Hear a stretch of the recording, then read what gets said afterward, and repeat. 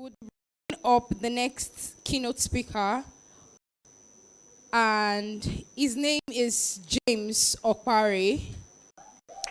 I would be reading a citation as he comes forward.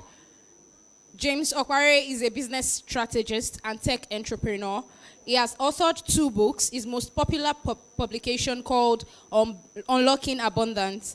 While he was in school, he co-founded the African Studies for Social Change, which leads a community of young African minds for a social interest of change and the development on the African continent. He has worked and contributed in startups and individuals from cities such as Lagos, Ibadan, Munich, San Francisco, and Jos over the years, building growth and innovation strategies for their teams and products, including working with Bolding and Delio, both startups in Lagos. I think we should be giving him a round of applause right now. He has managed stakeholder roles in various organizations, such as the Castle Business College, a student-led business group at the University of Ibadan, in which he played the role of the dean, the 24 Arts Beats organization, Youth D, the Young Professionals Career Conversations, the joint LinkedIn local organizers, amongst others. He's well vested into business intelligence, singularity innovation, product management, venture capitalism, and finance. He has a double honor degree in French and German from the Department of European Studies, University of Ibadan, and a German language specialization from the Goethe Institute, Munich, Germany. Ladies and gentlemen, Mr. James Okpare. Let's keep giving more sounding round of applause until he gets here.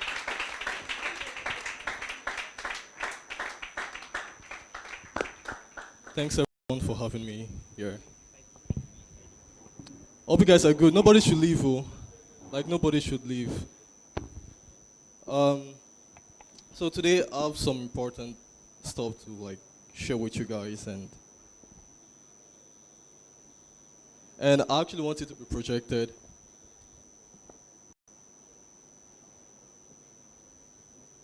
Yeah, okay, I think this is it. So I'm teaming this abundant future because the world is actually accelerating and changing at a very fast pace, right? And we that we're in Nigeria or this part of the world in Africa, we really don't know how fast the world is changing. And we really don't know how fast opportunities are going to come.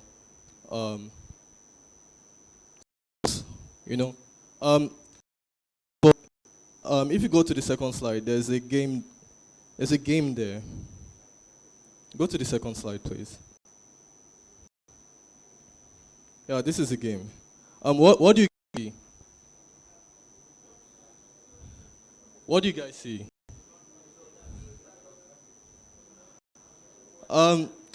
Okay, all of you are saying it is a dot, right? And you guys are right? But what about the white space? So most of us actually focus on the problem or probably scarcity, right? This is just scarcity. The black dot represents scarcity, but outside the black dot is a white space, which is abundance. But we've all failed to actually see that, right? And which is why I actually termed this abundant future, because the world is going to change rapidly. Can you go to the next slide? Okay, over the last century, what has created the most value in the world? Okay, this is not a question. Let me just go straight to the point. Right. So, look at the internet. Right. 14 years ago, we didn't have the iPhone. 12 years ago, we didn't have Instagram. 6 years ago, we didn't have Zoom. Right. 5 years ago, we didn't have a job called social media marketer. But today, we have all these things, and it's in Nigeria. Right. I mean, we all use these products, right? It's all in Nigeria. That is to show you that every innovation or every technology I'm going to show to you guys here is going to come to this country in the next 10 years. And you guys have to be prepared for it. Either to be a consumer or to be part of the person playing the game, be a production, part of the person playing the game. I think Isaac Benga, the first speaker, he actually said that you're either a player or you're either a spectator. And normally we have in a football field, we always have like 11 players, then thousands of spectators, including the ones viewing online on TV, which are actually millions of spectators, all to see very few 22 players playing on the field, right? So the next 10 years, actually, you guys are going to be either the spectators or the one playing on the field. And like I said, this is what the internet has created in terms of market value. We have Zoom, we have Instagram, we have different platforms that we use today. We have Uber because of the internet. We have Airbnb because of the internet. And these guys have made not just themselves rich, but other people rich also, right? People that are actually Uber drivers, they're getting rich. Like, I know guys that earn like 200K per month. And I know bankers that earn 80K per month. Right, so which one is even better? So this is what the internet has created. But prior to the internet, can you go to the next slide? Prior to the internet, we have 3 innovation platforms. The internet was just one innovation platform that changed the world. And that's making everybody, creating jobs. People find jobs online. People sell their products online. And that was just with one innovation platform. But prior to the internet, we had 3 innovation platforms that has actually changed the world. There was the internal combustion engine, there was the telephone, and there was electricity. I'm going to go to the next slide to see the contribution of the internal combustion engine. For example, because of the internal combustion engine, we were able to build inventions like the car, airplanes, motorbikes, right? The airplane industry is an industry on its own. It employs a lot of people. People pay money to actually travel. It reduces the gap between countries, and it makes everything to be actually faster. We're able to like send goods abroad very fast, or import goods abroad very fast because of the airplane. And that is because of the internal combustion engine. I mean, if you look at the car today, we have a whole industry depending on the car. We have Uber drivers because of cars existing, right? We have the transportation industry that's making money for governments around the world because of the transportation industry, or because of the invention of the car, right? We have motorbikes. A lot of people in this part of the world, like in Ibadan, for example, use Okada to actually send your children to school, right? And this was just one innovation platform. I mean, 3 innovation platforms that happened at the same time. The internet was just one innovation platform that happened at the same time, and that was like just 30 years ago, right? But this one was much earlier, the airplane. And look at what it has created. It has fostered industries like the automobile industry, the transportation industry, the aviation, tourism. We have tourism because of planes. We have tourism because of cars, right? And countries like Dubai build their whole economy because of tourism, right? And that wouldn't have been possible if the invention of, or the innovation platform of the internal combustion engine was not created. We have machineries and production. People started building machines to produce cars, to produce railways and trains and planes and motorbikes because of the internal combustion engine. And that was just 3 innovation platforms that happened at the same time. The internal combustion engine, electricity, and telephone. It has created jobs, it has saved time, it has helped movement of goods and services. It has unlocked economies and global commerce today. Nigeria is able to export today because we have we can export actually with planes, with cargo planes, or with trains, or basically with what the internal combustion engine has actually created. It has this. When I say ETC, there are other stuffs also. Big cargo ships, right? It's powered by the internal combustion engine, right? Go to the next slide. So these are 3 innovation platforms that existed at the same time: the internal combustion engine, the telephone, and electricity. Look at what the telephone has done. We are able to share information within ourselves. Prior to the telephone, we were not able to communicate with other people from around the world. It has created global communication. It has bridged the gap between countries. It has created opportunities and jobs for a lot of people around the world. Because of the telephone today, we have what we call the emergency industry. For example, if you injure, you get an accident, if there wasn't a telephone, you wouldn't have been able to actually call somebody or the it's like 911 in the US, but I don't know Nigeria zone. We don't really have emergency like that. But basically, you actually get my point. We have the emergency industry because of the telephone today. It has facilitated trade and commerce because we're able to like ask questions around the world and say, okay, do you have this in America or in Nigeria? Okay, they calling us. Do you have oil? Do you have cocoa? Do you have plantain? And we're able to like, okay, yes, export it, right? So it has created check and balances all around the world. If we go to the next slide, electricity. Because of the electricity today, I have this mic. If the electricity was not created, this mic wouldn't have been created. This laptop, everything here wouldn't have been invented actually. It has powered communications all around the world. It has powered appliances, your fridge, your TV, your air condition, and it has created a lot of jobs for a lot of people around the world. And this was just 3 innovation platforms that existed at the same time: telephone, electricity, and internal combustion engine. Now go to the next slide. This is the present day, right? The internet started about 32 years ago, 32 years ago, right? And in just 30 years, only one innovation platform, go to the next slide. In just 30 years, only one innovation platform has been able to basically create all the jobs we see today in the world. I mean, except for these other 3 innovation platforms which are still existing and still employing a lot of people, right? Amazon currently has 1 million plus employees. Facebook has like 70,000, and a lot of like big companies. Today, basically, if you start a startup, most startups in Nigeria employ thousands of people, right? And they employ people that don't even have a degree. They just employ people that have the skills, right? So that's what the internet has created. It has created the avenue for freelancers. Now, you don't need to necessarily have a job before even starting your own job. Right, you can be a freelancer. There are platforms online that you can actually make money from. You can actually do graphic design to other people. I don't have 10 minutes. Then it has created millions of opportunities. People were able to find job. People were able to find love. Right? I know my brother's friend got married because of Facebook. Right? People were able. I mean, there's Tinder also, in case you guys want to go check it out. It has able to create opportunities and income for people, information and education. I mean, now you don't necessarily have to like go to Harvard or Stanford to get a good education, right? Coursera and Udemy, Harvard have their courses on Coursera.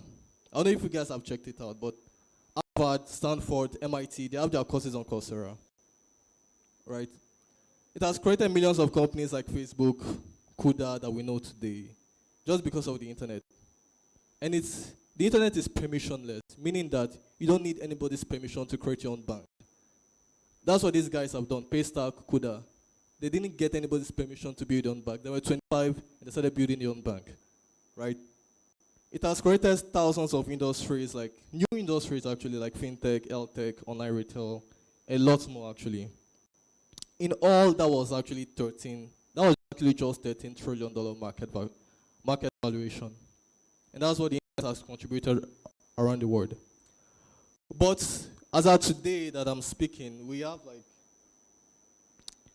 5 innovation platforms all happening at the same time. We've never seen this before. The internet was just one innovation platform that happened in its time. Right. Go to the next slide. Let me just explain some more things about the internet.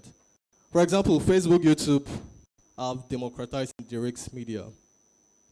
If you want to do a media or a channel on satellite, you need a lot of money to actually put your channel on the satellite. NCA, Channel Television, these guys spend a lot of money to keep up their channel on the satellite. And today you don't need anything to actually build your own channel. And the internet is now permissionless, meaning that you can have your own channel on YouTube and people will just without permission and view your video or view your channel without permission, right? So, and that is actually true for jobs. That is actually true for any type of jobs actually. The internet is now permissionless. For example, on Instagram, Shopify it has decentralized and direct media, direct retail. Instagram now is no more social media. It's more of like an online retail platform, right? Shopify is an online retail platform, right? And you don't even need, for example, real estate costs to actually set up your own shop. In fact, if you want to set up your own shop physically, you will have to spend a lot of money. That means you're starting a business with a liability. On the internet, you don't have to start a business with a liability, right? Because you can have your shop for free. And not just one person, not just like it's time bounded, a lot of people can, like, for example, physical real estate is time bounded, right? There's an hour you open, there's an hour you close, you have to sleep also, right? But the internet, anybody around the world can actually go on your Instagram shop or your Shopify shop and at any time and access and buy your product at any time without permission, right? So these are the words I want you to know: democratize, decentralize. You can sell from anywhere in the world. Udemy, Coursera, YouTube have decentralized education, right? Education used to be, good education actually used to be for only the rich. But now you have all the opportunities as the average person in the USA to have the same education. So basically, there's no excuse today because of the internet. And that's just what the internet has created. $13 trillion in terms of market valuation. Go to the next slide. Today, we have 5 innovation platforms all happening at the same time. We just had one innovation platform, the internet, and see what it has done. Today we have 5 happening all at the same time.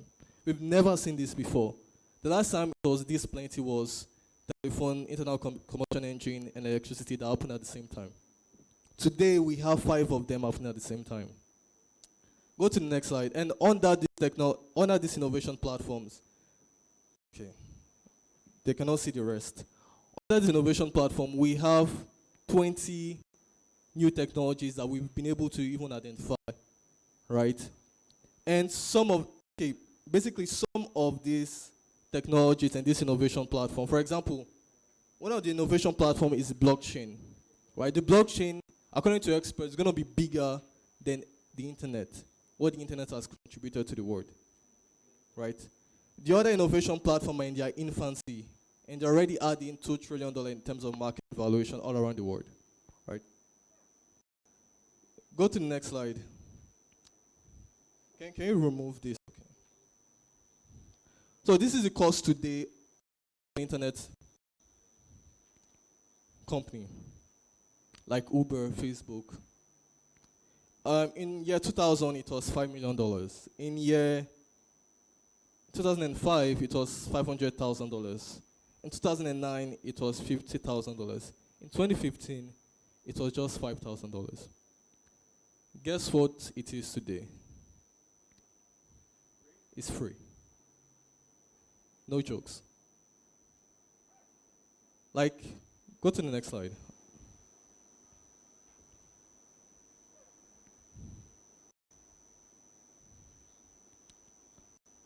Okay, this is about if you think you need cash to start, even if it's free, but you think you need cash to start. Today we have crowdfunding. I'm not talking about GoFundMe account, right? I'm talking about very organized equity debt crowdfunding that fund any startup you put out there, any internet startup actually you put out there. We have venture funding. There are hundreds of venture capitalists in Lagos, if not thousands. I don't know all of them. I just know like very few, right? In fact, you don't even need to even be in Lagos. You can be on Twitter and reach out to somebody, right? The new poor person today has the internet. The new poor person today has a smartphone. The new poor person today has social media because it's free. Social media is free, right? That's what the new poor person has today. We've never seen this happening before. We've redefined what it means to be poor now, right?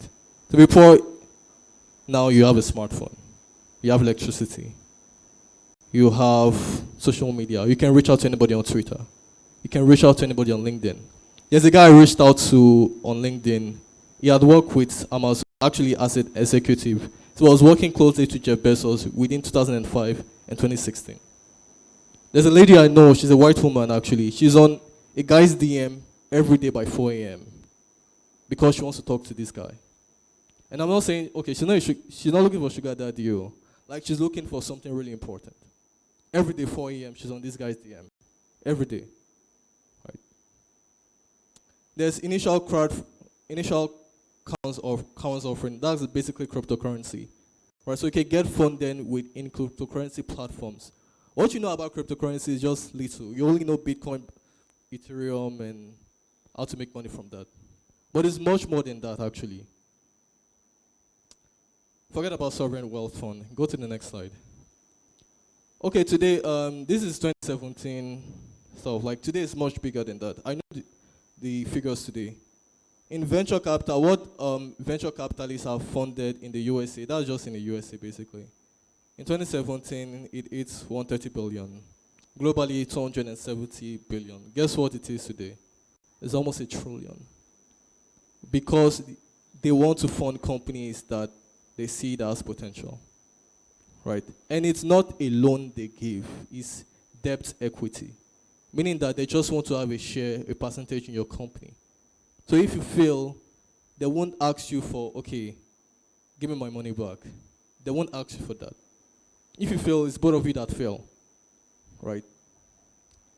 Go to the next slide. This is in Africa. If you think, okay, I was just saying about the USA.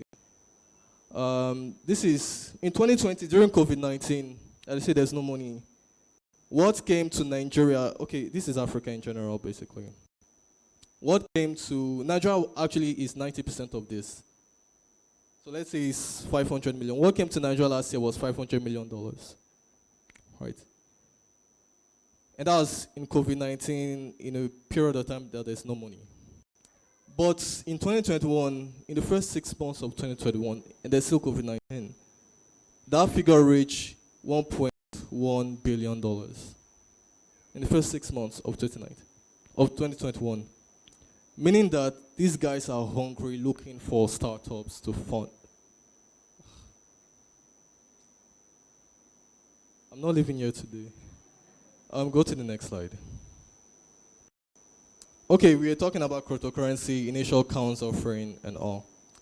2017, it was 6 billion. 2018, it was 7 billion. Today, it's roughly 20 billion. Right? Go to the next slide.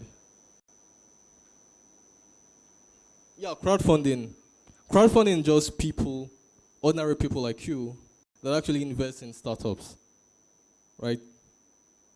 So far, crowdfunding in, okay, this is 2025. This is what the projection says. But Kickstarter is just one platform, right? And people on Kickstarter have funded 400,000 projects, and they've pledged $3 billion for the next years. I mean, for next year, actually, not next year's. So people are saying, okay, analysts are saying, okay, with these statistics, it's projected to be $300 billion. I know, guys, I have a friend that got $5 million in funding, right? I mean, that's why I'm able to build in my own, because I cannot just look at this thing and go. Go to the next slide. Right, and see, today we have 8 billion people in the world. 4 billion people only connected, have internet access. By 2027, it's going to be everybody. That means there's no shortage of customers again. There's abundance of customers. There's abundance of people. And look at what 4 billion people, 4 billion new people that will be connected to the internet and that will be added to the global conversation, right? What will they discover? What will they create? What will they desire? What will they consume? They will consume a lot, actually. They will invent a lot because there's Google that they can actually search for anything and actually learn anything and build anything from that, right? There's a guy in Sierra Leone, he was 12 years old, when he learned how to build a radio. This guy is poor, actually. I don't know if you must have heard about him, but he learned how to build a radio. He started Googling this thing, and he started picking up trash, and he built a radio.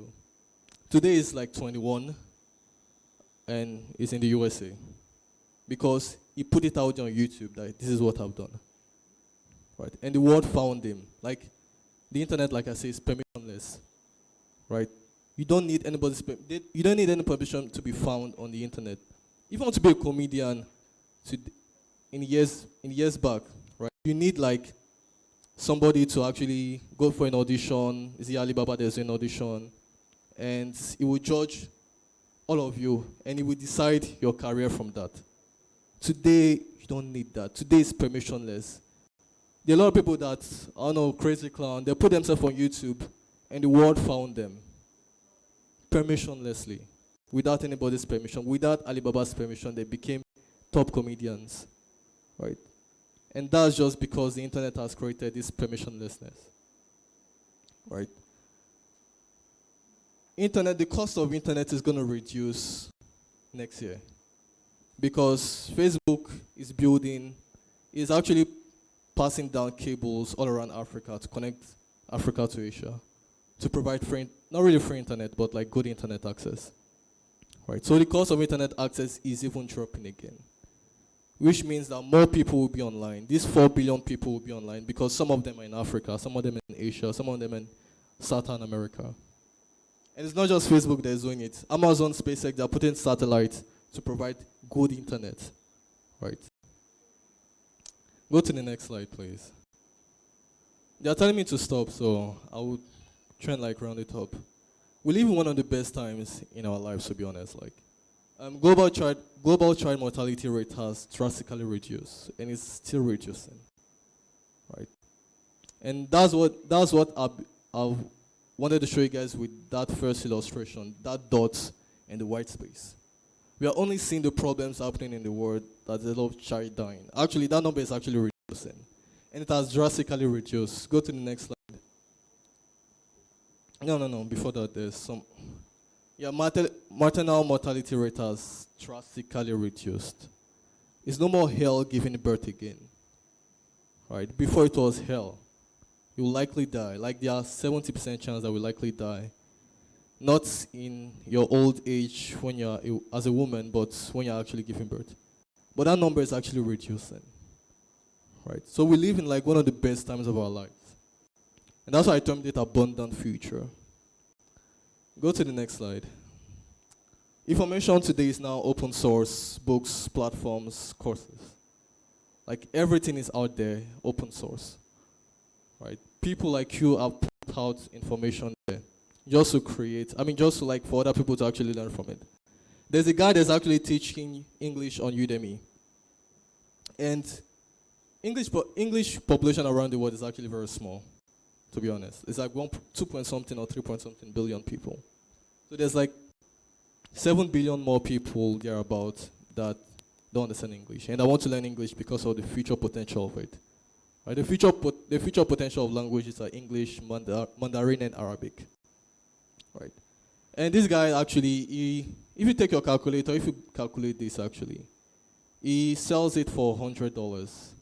And there are today 500,000 people. As at the time I checked it last year, there are 500,000 people that took the course. So do $100 times 500,000 people. That is $500 million he has made from selling English. And he just put it there once. As I mean, he was teaching somebody one by one. Like this lady said, you are selling your time, right? This guy literally put it out there once, and he didn't go back to it again, and it made $500 billion. As I mean, he was teaching somebody one by one, it will have impeded his progress of how much he could have been making. And that is true for not just English, but every other thing. You can monetize your skills, advice, your experience, basically anything. There are people who use that, and they get monetization from that. You can basically monetize everything about you. First of all, what you speak, what you studied in school. If you know mathematics, right? Like basically everything in life you can actually monetize. Building and creating is now permissionless with the internet. I've explained that. Poverty is now redefined. The new poor person has smartphone, internet, electricity, and media. All tools and infrastructure to build open and now free, right? Okay, I'll actually close. So actually, launch an internet platform. You need Amazon AWS for servers. If you say, okay, you don't know how to code, because to be honest, these are excuses I get all the time. I don't know how to code. Today, there are no code platforms. You don't need to learn how to code to build an app. There are no code platform that you can build a logistic company there. You can build a same platform like Uber. You can build practically anything. Technology today, technology in itself is not an industry. And that's a big mistake. Technology is an enabler. Technologies enable agriculture, education, commerce, everything you can think of. It's not an industry. And that's a mistake a lot of people make today. Okay, this is all happening, like I said, it's happening because there's a great wealth transfer in these next 10 years that we're going to see.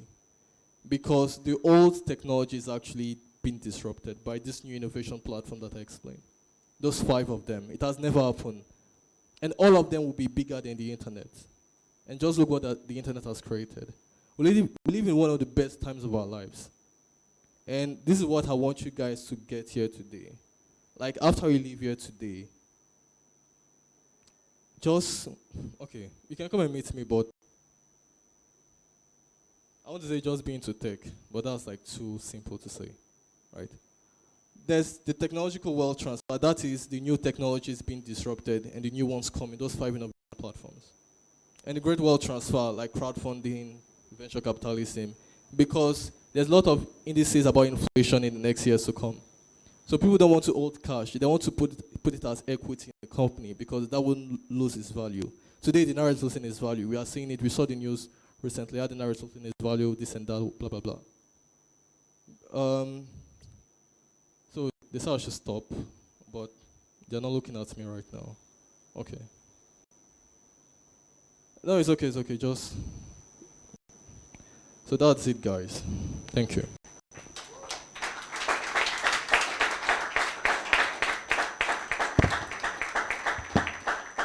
Is there any questions? Are there any questions? You guys should have questions, please. Okay.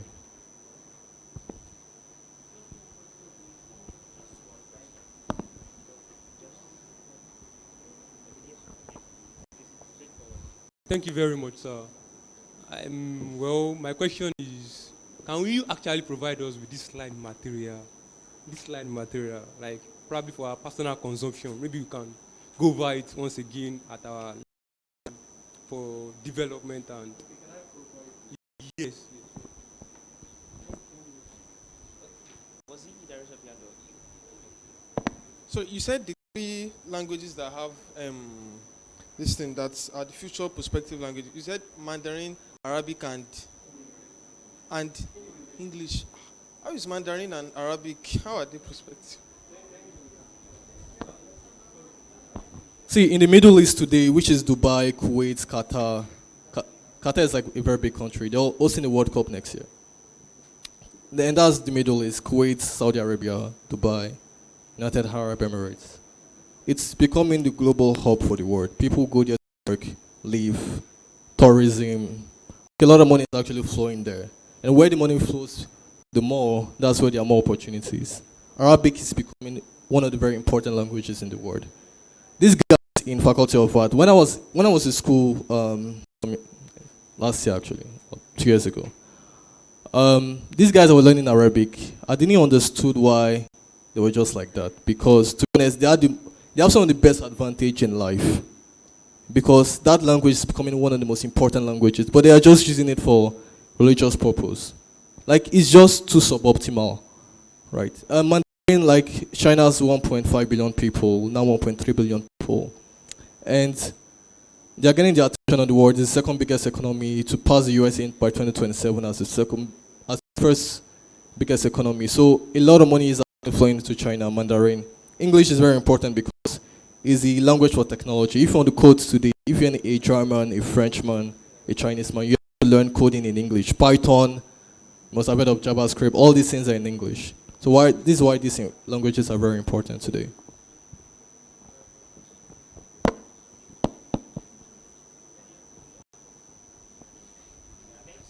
Is a round of applause for him.